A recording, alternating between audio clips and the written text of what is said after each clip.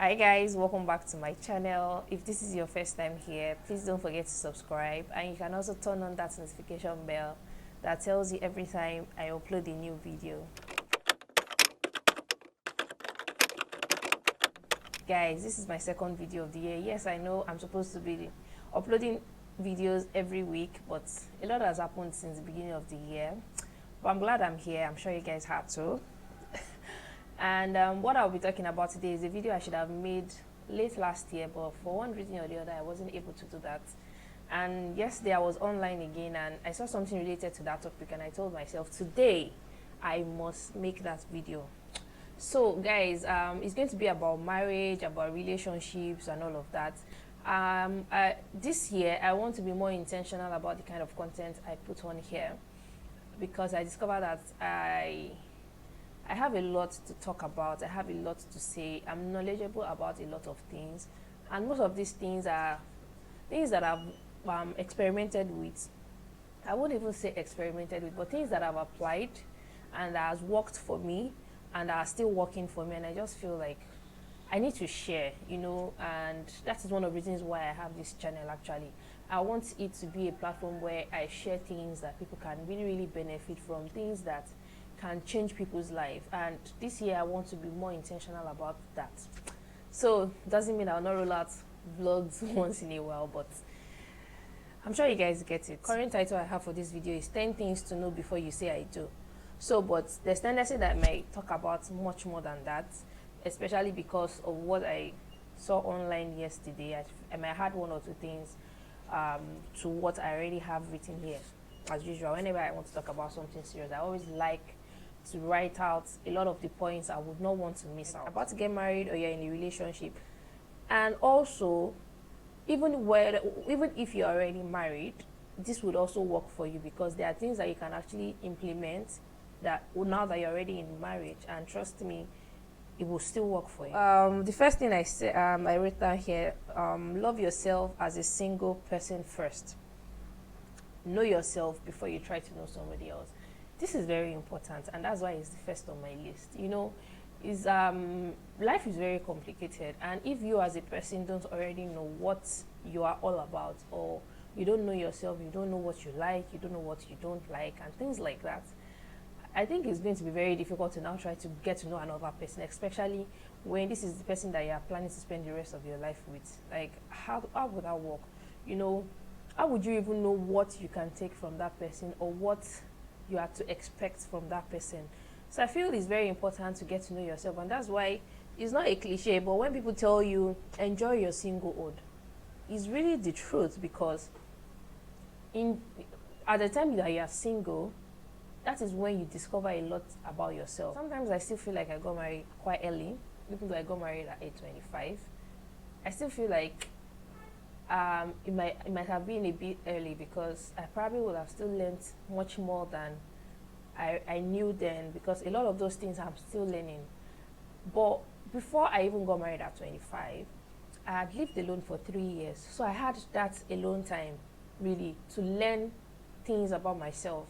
So I still feel I did well. I don't know if you guys get what I'm saying, but my point here is you need to find time with yourself. And in that time with yourself is where you learn a lot of things about yourself. And this helps you by the time you actually have to, join with another person and try to discover life together with that other person. Number 2, be financially sound. This includes debts, bad financial habits, and having a stable source of income. Now, this point, very important. Earlier, I lived alone, and I was working when I was living alone. My income, I could already tell how much money I make and how much money I spend. I know what I could put into savings. I know what I could put into some long-term or short-term goals and things like that. I was paying my rent by myself. I had a system in place that was making sure that at the end of every year, I'm able to pay my rent. And I also had a system in place for, one thing is I did my shopping every week. So once my salary comes, I already know what I'm going to spend on, whether it's groceries or things I need around the house. And then I already knew what to put away for my rent and for some other basic necessities that I always love to plan ahead for. and then I knew what I was left with to spend. And I can categorically say that at no point of my life, except if there was an emergency, did I actually have need and I could not afford to take care of it by myself, because I was able to plan. And I think it's very important as a single person to know how to do that, whether you're a guy or you're a lady.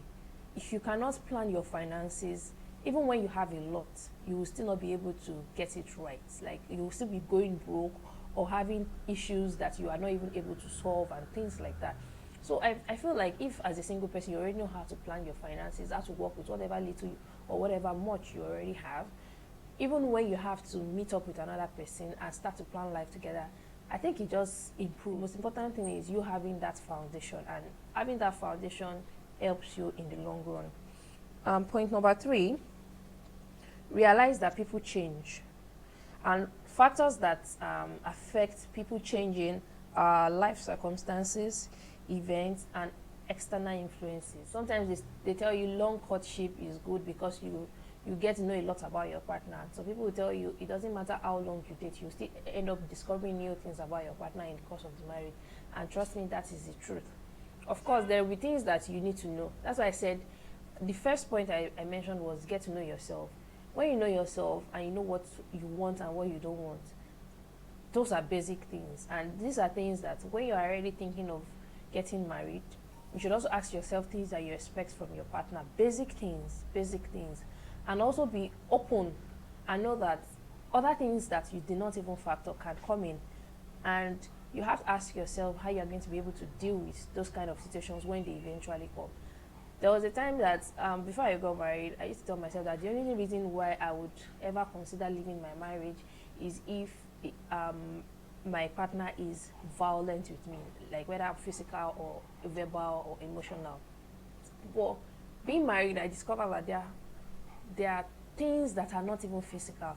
There are things that are worse than that. Maybe not, but I'm just saying that I've had people leave their marriages because they cannot deal with the disorderliness of their spouse. I've had people leave their marriage because of verbal abuse, like somebody that is always trying to put you down, things like that. So I'm just saying that you also have to factor in the things that you are not thinking about at that moment, and ask yourself what you will do eventually when that situation comes up. So realize that people change. Some people, it might be an event that will change their perspective of life or their behavior, and you might not be able to do anything to change that. For women who have had miscarriages, had losses, and things like that, at some point, if you're not careful, that has a way of affecting you mentally. And imagine you not being married to somebody that does not even understand what you are going through as at that point. So you have to be very, very open to anything happening.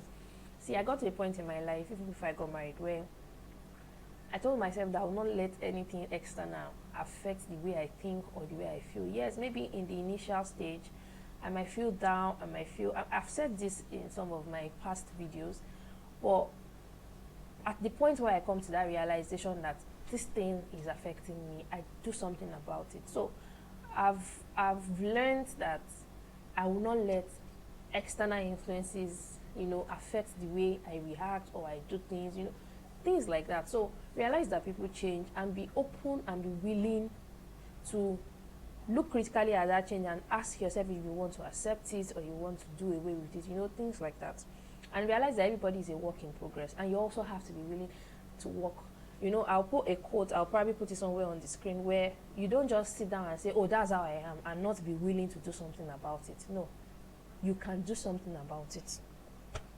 Point number 4, get your priorities in line. Now, there are some people that the lifestyle they lived when they were single, they still want to continue to live that lifestyle now that they are married. That is totally not okay. As much as you can still have your own time to yourself, you can still have your own things that you do about yourself. Whatever it is that you are doing, whatever it is that you are doing as a married person, you should have put your spouse into consideration. How would she feel about it? How would he feel about it? What is she going to say about it? What is he going to say about it? So if you are the type that you had a relatively high social life before, and you have a spouse that is not comfortable with that lifestyle, you have to be able to come to a middle ground with your spouse. You know, that's what I mean by that. So you have to respect your spouse, put your spouse into consideration in anything that you are going to do. So it's not just business as usual anymore. It is now you being together with someone that you have chosen to spend the rest of your life with, and knowing that it matters what they think and how they feel. So that's what I mean by getting your priorities right.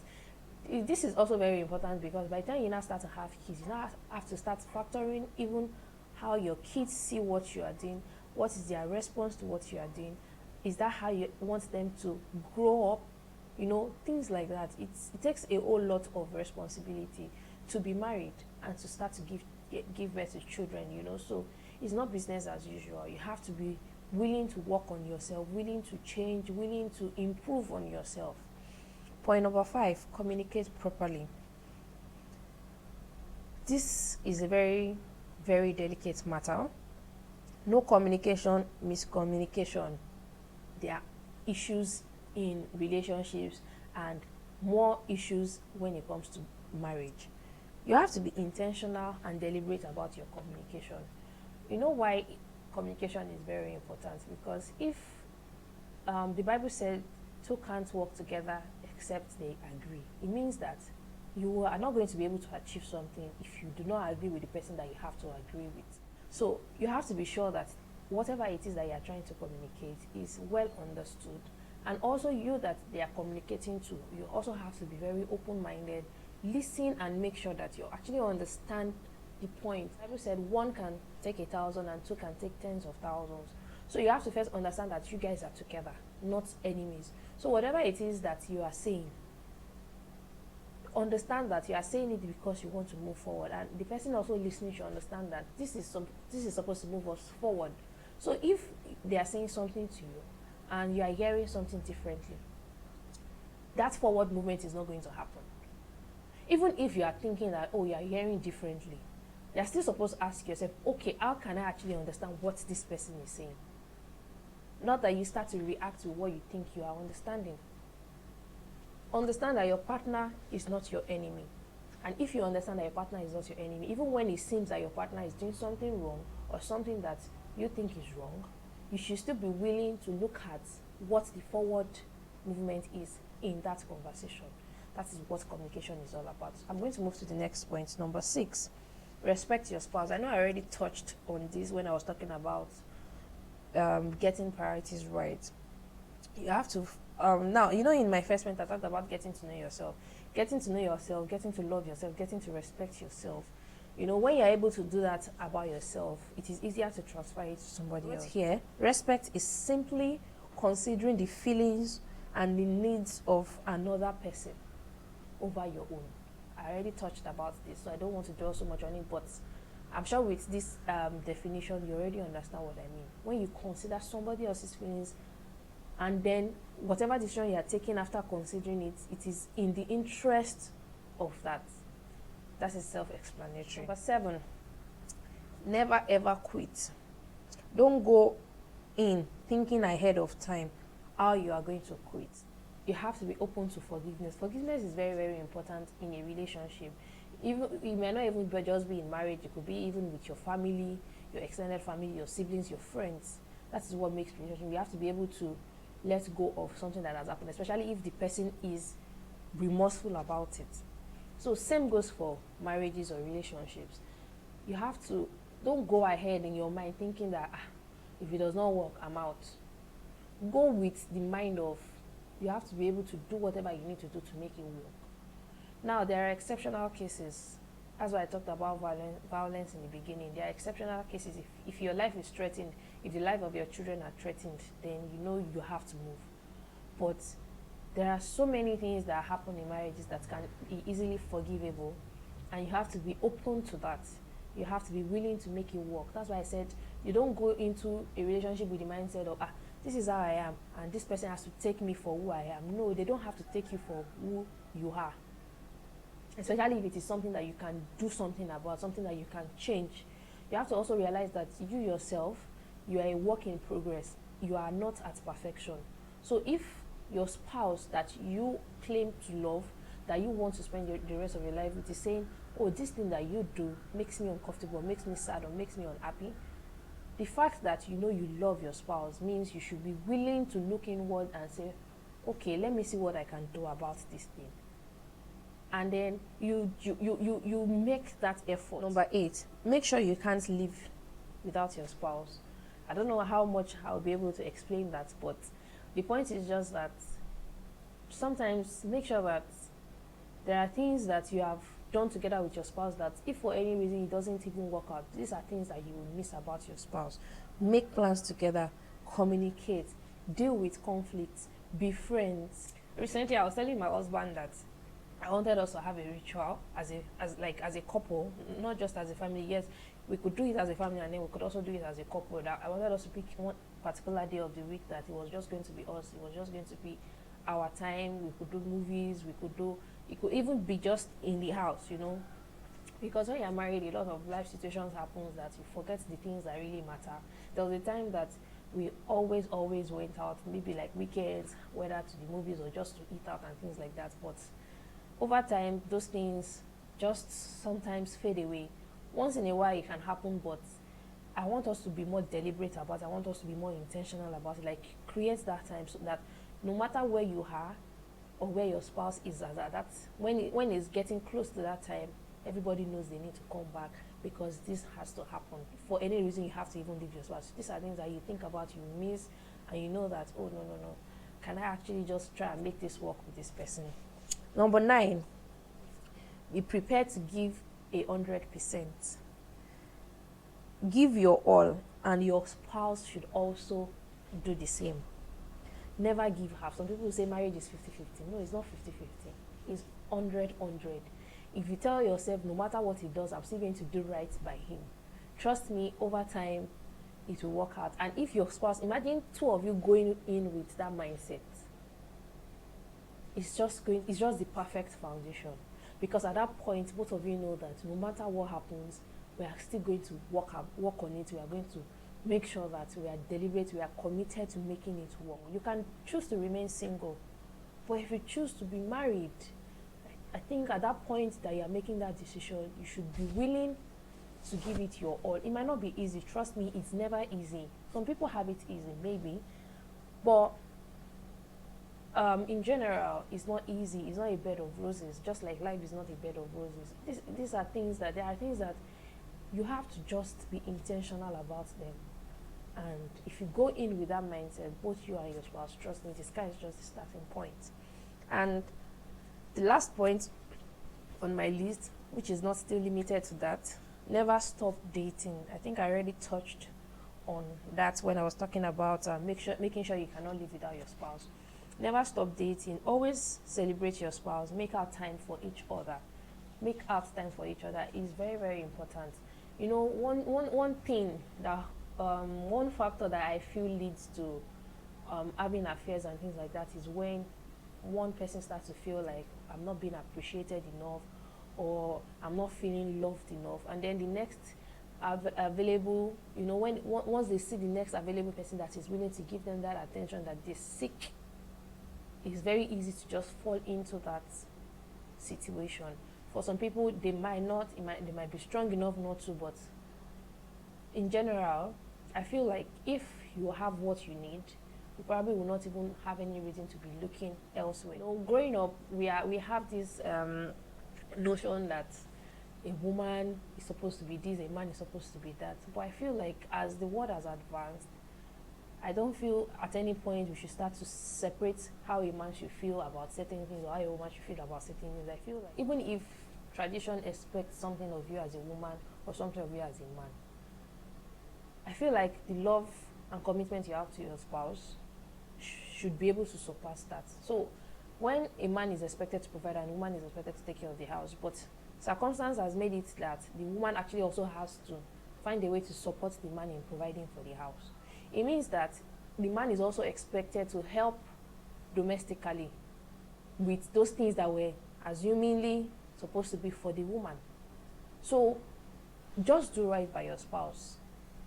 I think that's just the most reasonable thing to do. If you love someone enough, you should be able to do anything to make the person comfortable, to make the person happy. I was saying that I saw something on social media yesterday that also, made me intentional about making this video today. Somebody asked a question on our status about things that people. She was talking to married people, and she was asking them how they feel, what they feel about marriage and things like that. And there were a lot of complaints.